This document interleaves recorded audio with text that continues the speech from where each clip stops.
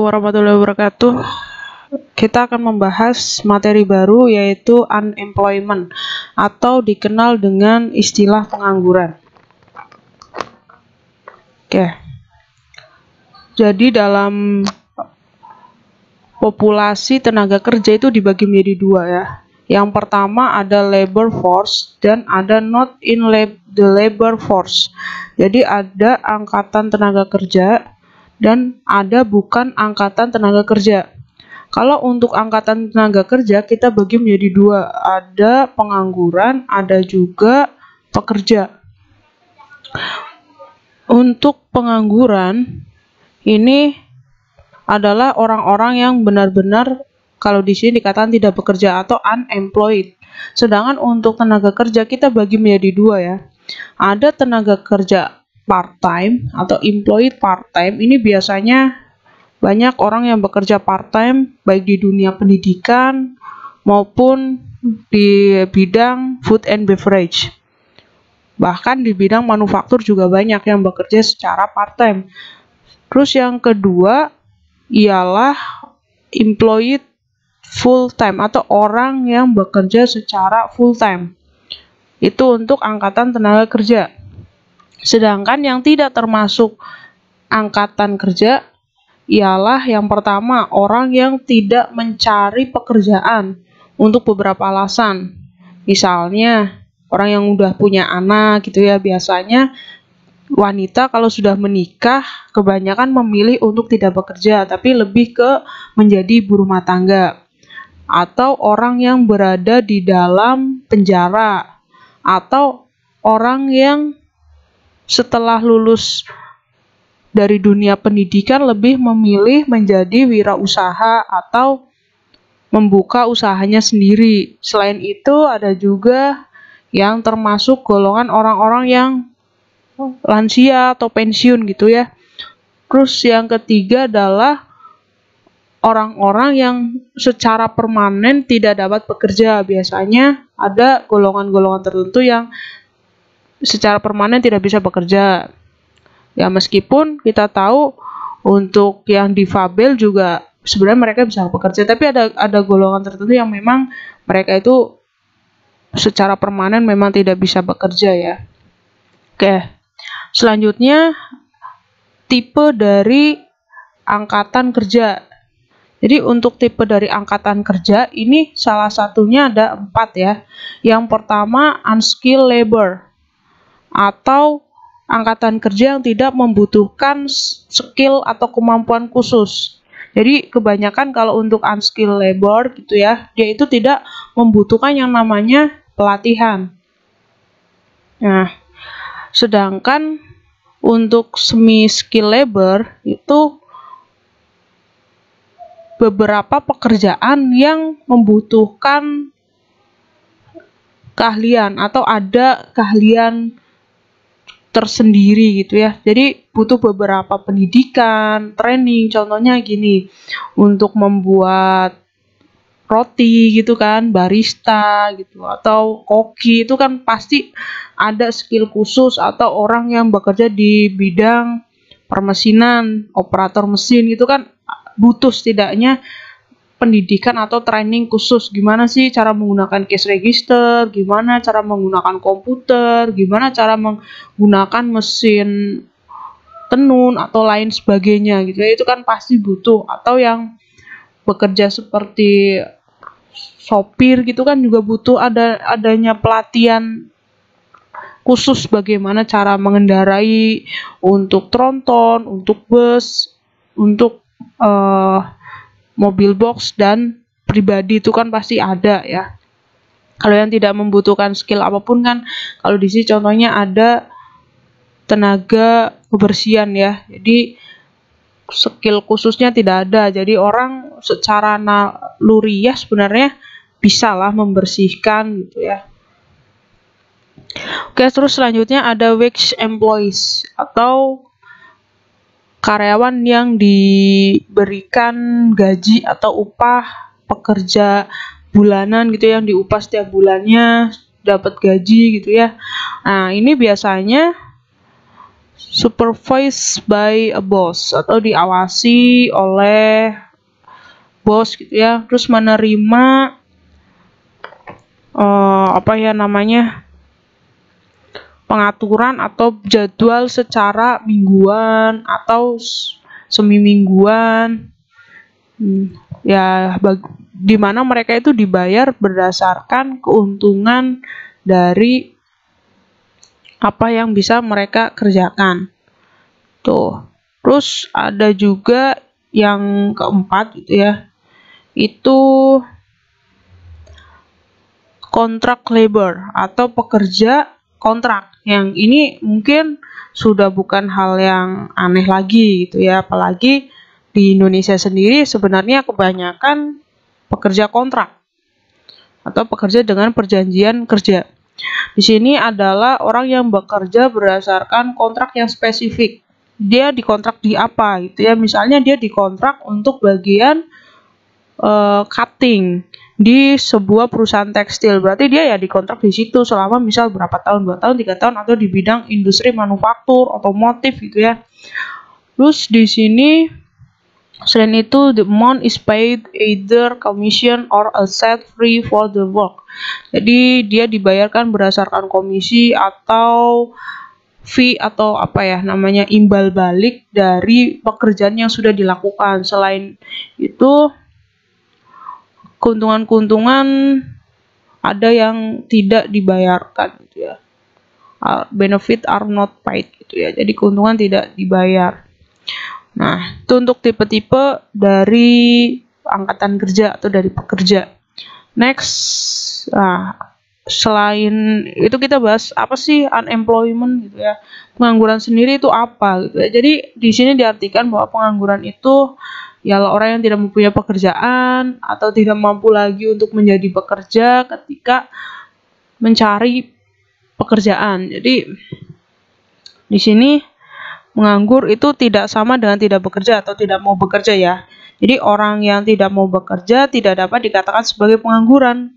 Sebab jika dia mencari pekerjaan, mungkin dengan segera bisa mendapatkannya. Nah, emang ada orang yang tidak mau bekerja ya, pasti ada ya. Mungkin karena mereka sudah kaya gitu ya, tabungannya sudah banyak, atau mereka lebih memilih menjadi bos gitu ya. Atau ya di sini ada contohnya orang-orang yang lebih memilih sekolah dulu, kuliah dulu, terus ada ibu-ibu rumah tangga gitu ya. Nah, jadi itu termasuk definisi dari unemployment atau pengangguran. Oke, next. Ada 7 penyebab dari pengangguran. Yang pertama adanya karena di sini dikatakan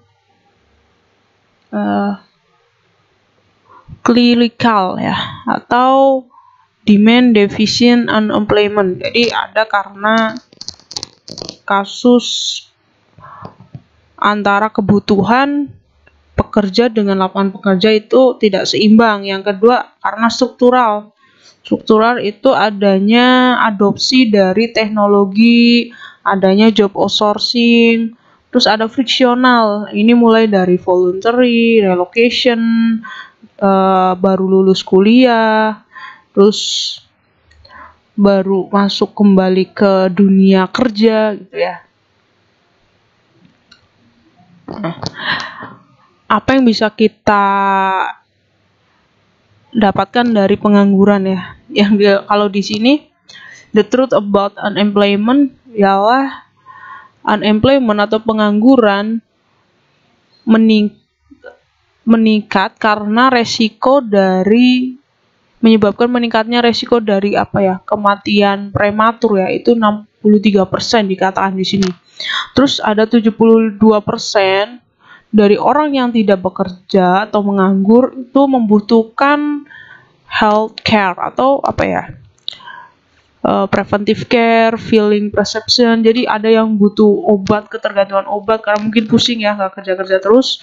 Terus ada mereka lebih butuh kesehatan, lebih butuh banyak kepedulian ya. Kita bahas tingkat pengangguran terbuka di Indonesia berdasarkan pendidikan. Jadi ini data terbaru tahun 2019 ya, di mana ini grafik menunjukkan tingkat pengangguran berdasarkan pendidikan, dimulai dari SD atau tidak tamat SD, SMP, SMA, SMK, dan diploma serta universitas. Nah, dari sini nih kita dapatkan bahwa tingkat pengangguran terbuka di Indonesia tahun 2019 itu sekitar 50,1%. Sekali lagi ini data 2019 ya, bukan data terbaru tahun 2020 atau data after COVID-19. Dan ini merupakan yang terendah sejak 2005. Jadi untuk tingkat pengangguran terbuka tahun 2019 sebenarnya mereka mengalami penurunan ya, atau terendah. Karena apa? Karena kemarin rate-nya itu 5,01%, sedangkan tahun 2005 itu rate pengangguran di Indonesia itu 10,4%. Nah, mana yang lebih rendah kalau di sini ya? Yang paling sedikit menganggur ialah orang yang lulus SD. Orang yang lulus SD, yaitu tingkatnya cuma 2,65%. Terus mungkin kalian bertanya, kenapa sih kok justru orang dengan lulusan SD lebih sedikit menganggur ya? Karena mereka mungkin lebih memilih bekerja apa saja tanpa pilih-pilih gitu ya. Yang penting kerja dapat penghasilan. Jadi itu yang menyebabkan, atau mungkin selain itu juga sekarang sulit ditemui ya orang yang cuma kelar sekolah SD aja, rata-rata kan udah SMA, SMK. Nah, yang menjadi masalah di tahun 2019 ialah tingkat pengangguran dengan lulusan SMK itu terbanyak, atau 8,63%. Karena kalau tidak salah tahun sebelumnya itu banyak yang menganggur justru dari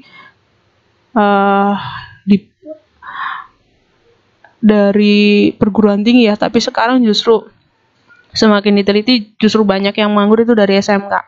Itu sekitar 8,63%. Kalau untuk SMA ya seperti kita tahu ya, kalau untuk SMA kan kebanyakan memang mereka melanjutkan studi ke perguruan tinggi. Jadi untuk tingkat pengangguran ya wajar kalau lebih rendah gitu ya. Kalau untuk SMK kan memang mereka diprioritaskan untuk bekerja, dan mungkin di sini ada ketimpangan dari skill yang mereka miliki. Misal skillnya masih belum matang, atau mungkin ada faktor-faktor lain ya, saya kurang tahu karena saya juga belum mempelajari indikatornya apa gitu ya. Next, setelah itu lulusan yang paling banyak menganggur kedua ialah diploma gitu. Diploma itu sekitar 6,89. Terus ada SMP 6,78, terus universitas. Ini sebenarnya untuk diploma dan universitas itu mungkin lebih ke pilihan ya. Banyak dari diploma itu lebih memilih membuka usaha sendiri, karena banyak dari anak-anak D3 itu mereka kan lebih ke prakteknya. Jadi mereka lebih banyak untuk membuka usaha, atau mungkin mereka belum menemukan pekerjaan yang sesuai dengan kemampuan yang mereka miliki. Sedangkan untuk universitas ya mungkin ada faktor-faktor lain lah, mungkin kurang sesuai atau gajinya tidak sesuai harapan gitu ya. Oke, next, types of unemployment. Jadi ada tipe-tipe dari pengangguran. Ini di sini saya bagi menjadi 4. Yang pertama itu struktural. Jadi ada pengangguran struktural. Di sini sifatnya paling mendasar ya kalau struktural. Jadi pencari kerja tidak mampu memenuhi persyaratan yang dibutuhkan untuk lowongan pekerjaan yang tersedia. Nah, di sini terjadi dalam perekonomian yang berkembang pesat. Jadi makin tinggi dan rumitnya proses produksi atau teknologi produksi yang digunakan untuk persyaratan tenaga kerja yang juga semakin tinggi. Jadi di sini kalau untuk struktural itu ada peran teknologi yang berubah juga gitu ya, lebih cepat. Misalnya untuk industri kimia menuntut persyaratan yang relatif berat, yaitu pendidikan minimal sarjana muda atau program D3 dan mampu menggunakan komputer dan menguasai bahasa Inggris. Ya, jadi sekarang selain kalau di struktural itu selain kalian itu punya ijazah minimal diploma 3 atau sarjana muda ya, itu kalian juga harus mampu komputer kan. Ya meskipun kalian bukan jurusan komputer, tapi kan setidaknya kalian bisa komputer. Bahkan sekarang kalau di kampus-kampus kalian lihat kan banyak ya sebenarnya yang baru digembar-gemborkan oleh Menteri Pendidikan kita yang baru itu kan lintas jurusan. Tapi sebenarnya di kampus saya sendiri atau kampus kita kan sebenarnya sudah ada ya, di mana kurikulumnya itu anak manajemen dapat, ada yang dapat komputer, ada yang dapat akuntan. Jadi sebenarnya kita terus menguasai banyak ini sih, banyak apa ya namanya, materi gitu ya. Salah satunya ya di sini setidaknya kalian mampu menguasai bahasa Inggris pasif.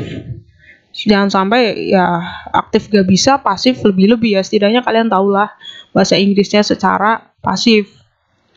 Oke. Selanjutnya adalah pengangguran musiman atau seasonal unemployment ya. Season berarti kan musim. Sorry. Oke, season berarti musim, yaitu terjadi ketika pekerjaan hanya tersedia di waktu tertentu dalam 1 tahun. Contohnya kalau di sini ya misal pekerjaan-pekerjaan musiman ya ketika ada panen raya ya, mungkin dia hanya bekerja ketika panen aja. Atau pekerja-pekerja yang di sini ketika banyaknya sih ketika musim panen gitu ya. Terus ketika ada event, kalau di sini ada event biasanya Idul Fitri, event apa Natal, Tahun Baru gitu kan. Atau event PRJ kalau di Jakarta gitu ya. Next ada clerical ya, atau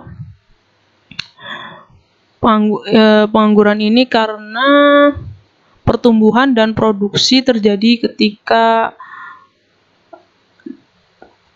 ada lingkungan bisnis ya. Jadi ketika bisnis itu mengalami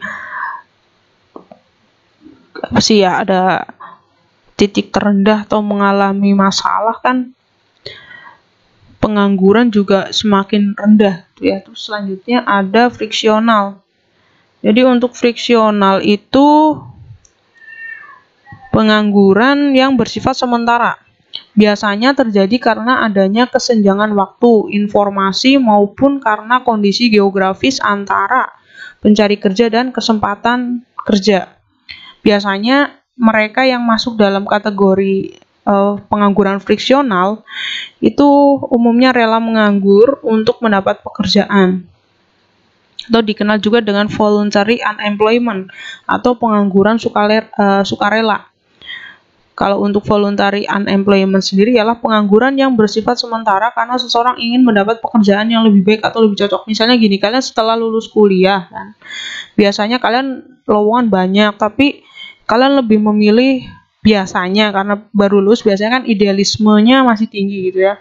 Misal saya lulusan sastra Inggris gitu ya, jadi kalian masih pengen menjadi reporter atau jurnalis Inggris gitu ya, koran yang berbahasa Inggris. Tapi kenyataannya yang ada di lapangan mungkin berbeda gitu ya. Ya itu kalian mungkin lebih memilih menunggu sampai ada lowongan tersebut daripada bekerja tapi bukan di passion